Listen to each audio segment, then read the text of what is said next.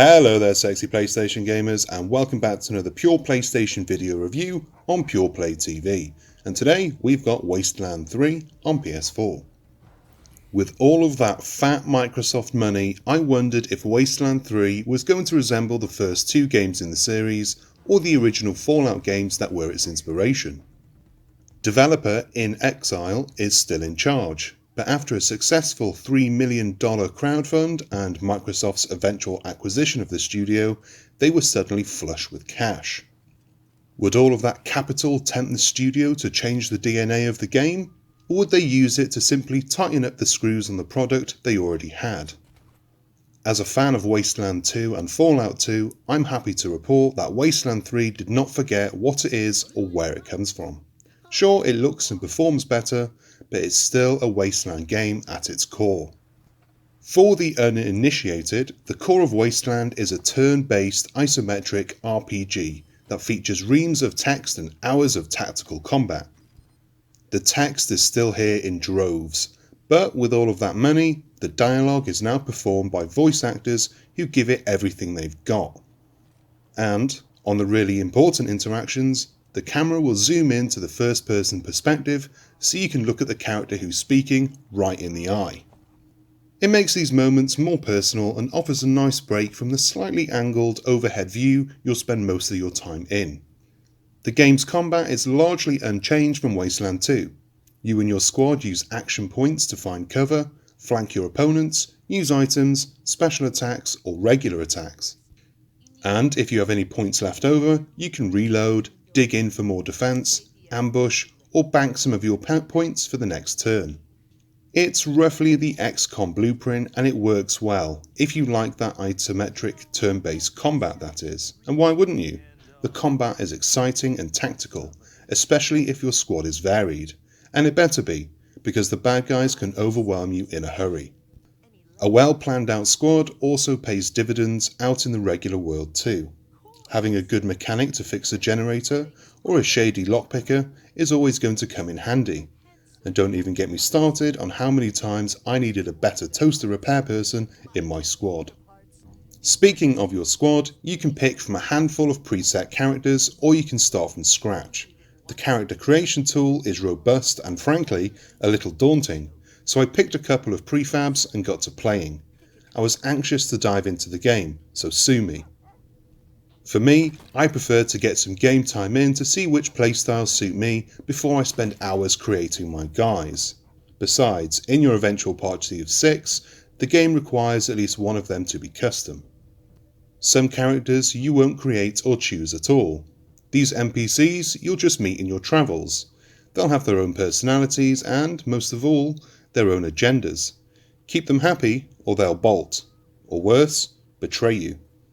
The story of Wasteland 3 takes place shortly after the events of Wasteland 2. The rangers of post-apocalyptic Arizona are left decimated and without a base of operations.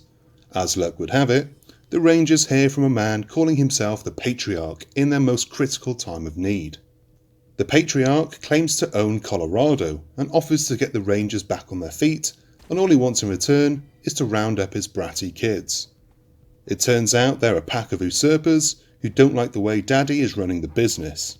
In the opening cutscene, 50 rangers from Arizona make the frozen trek to Colorado to scratch the Patriarch's back. Unfortunately, they are ambushed by one of the Patriarch's many enemies, and the rangers are slaughtered. Only 2 of them survive, and this is where the game starts, and where you will dive into the character builds. Each character has attributes, skills, and perks that you get to choose and beef up as you gain experience. Maybe you want to focus on attributes like coordination, speed, and luck. With that, you might have the basis for a good melee build.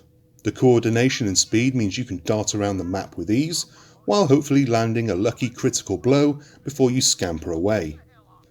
Combine that with lockpicking and the sneaky shit skills, and you might be onto something. Or maybe that character would suck. That's the fun of it. With the base attributes, perks, and literally dozens of skills to choose from, you could create hundreds of unique characters, with each one offering something different to help you along the way, including the classic Wasteland Toaster Repair skill. Because everyone needs toast. Whatever you choose, remember that combat is all about teamwork here. For example, you might notice that the submachine, with its high rate of fire, does massive damage, more than a traditional assault rifle. The downside is that it doesn't penetrate armour for crap. But if you pair it with a character that has an armour busting capability, then the submachine gun character can flank and destroy.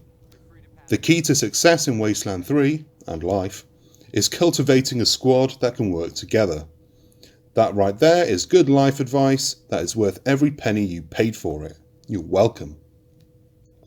The aforementioned fully voiced dialogue features branching dialogue trees, where each choice changes the course of the game. And I know what you're thinking, you've heard that before. We actually received a PC build of the game that I currently have 24 hours into, an entire day of my life. With only a few days before the embargo, I received the PS4 code. I had to make sure that the PS4 version ran as smooth as the PC version, so I started the game over on the console. And this time, I made a conscious effort to handle things differently in terms of the dialogue, and the changes I experienced were impressive. And I didn't choose polar opposite choices like to kill a hostage or to let him live. I'm talking about subtle changes, like maybe an option that was just a little less nice than the one I did the first time round. Several times, dialogue options I experienced the first time didn't even appear as an option on the PS4 version because of something I said earlier. Lots of games claim to offer this feature, but most of the time, the changes amount to little more than a snappy one-liner from an NPC. Speaking of snappy one-liners, Wasteland 3 is not a game for the kids. The jokes and insults are plenty and vulgar. I'm the kind of man-child who enjoyed each of these outbursts, but I know it's not for everyone, so please mind the little ones, or big ones, with sensitive ears. While the story is well told and dark and brutal, it somehow manages to never take itself too seriously. After recently playing through the beautifully told but relentlessly grim and hopeless The Last of Us 2, the sometimes over-the-top writing and voice acting here was just what I needed. This story isn't just dick and fart jokes, however. It's a post-apocalyptic story. People are going to get tortured, maimed, and killed in many different ways. You'll be traipsing all over Colorado, wrangling up this man's sadistic kids in a story that could take up to 100 hours. Hell, even if you streamline the game, you're looking at 50 hours just to see the credits roll. The game looks great, but it didn't quite look as good on the PS4 as it did on PC. But obviously, PC, you can crank everything up. It did run just as smooth though, and I actually found the menu screens a little bit easier to navigate. These can be daunting for newcomers to the genre, or those who have been away from it for a while. Whether you're driving around in your badass Mad Max style vehicle, walking through a compound inspired by the Stanley, the real-life hotel that inspired The Shining, in Estes Park, or dragging your party of 6 around the streets of Denver, Wasteland 3 is a joy to play. But, and I'm not going to lie, the often and longish load times can be a drag, and I wish I could be a little more stealthy with my squad when I'm trying to get the drop on the bad guys. And some might say that the story, setting and gameplay are done to death and old-fashioned. But that's why I like it. It reminds me of the old Wasteland and the old Fallout games. Only this time, it's better. And that brings us to the end of this review. I hope you enjoyed it. It was really fun to do this one. And yeah, if you haven't already, please consider giving us a like and subscribe down below. It helps us bring more stuff for you to watch in the future. Until next time, keep playing, wash those bloody hands. Always wash the hands. You're mucky buggers, I know it. As gamers, we're mucky buggers. Wash the hands. And obviously, keep on playing games. Until next time, bye.